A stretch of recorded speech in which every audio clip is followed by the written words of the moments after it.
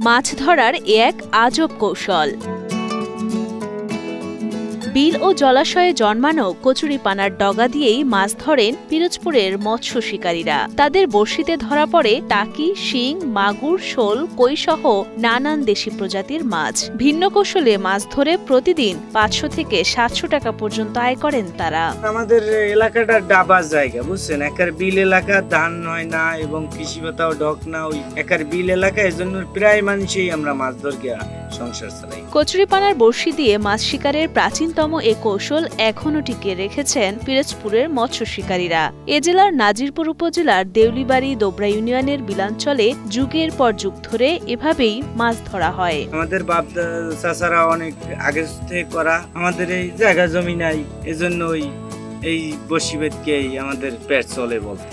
বাপ দাদা দাদু সবাই মাছ ধরিয়া ওইটা দিয়া, মানে আমাদের তো আর কোনো ইনকাম নাই, আমরা তো আর পড়াশোনা করতে পারি না, যেরকম গরিব মানুষ আমরা। কচুরিপানা দিয়ে মাছ ধরার কৌশলটা একটু ভিন্ন।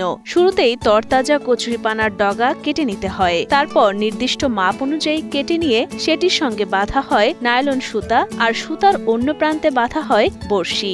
এই বড়শিতেই গেঁথে দেয়া হয় ছোট ছোট কেঁচো। সন্ধ্যার আগ মুহূর্তে কচুরিপানার এই বড়শি বিলের পানিতে ফেলে দেয়া হয় এবং পরদিন সকালে বড়শি তুললেই পাওয়া যায় তরতাজা মাছ। টগরায় সুতা দিয়া বড়শি লাগাতে হয়, তারপর ওদের আদার গাইতে জমিতে ফেলানো হয়, ওই সন্ধ্যার টাইমে ফেলানো হয়, ভোরবেলা উঠানো হয়, তাতে মাছ বাজে। সারা বছরই পানিতে ডুবে থাকে বিলাঞ্চল। বর্ষাকালে পানির গভীরতা বেড়ে 8 থেকে 10 হাত পর্যন্ত হয়। তখন প্রাকৃতিকভাবে মাছের সংখ্যা বেশি থাকায় জাল বা অন্যান্য উপায়ে মাছ ধরা সম্ভব হয় না। তখনই এভাবে কচুরিপানার ডগা ব্যবহার করে মাছ ধরা হয়। অনেক সময় বড়শির সাথে ছোট মাছ দিয়েও ফাঁদ পেতে রাখলে বড় মাছ ধরা পড়ে। তবে আগের তুলনায় বর্তমানে মাছের সংখ্যা অনেক কমে গেছে বলে জানান মৎস্য শিকারীরা। টগরটার সাথে বড়শি পাইতে আদার দিলে বাসমানে থাকে, ও খাইলে বড় টগরটা মানে টানিয়ে নিয়ে যায়, তারপরে আমরা মাছটা ধরে উঠাই।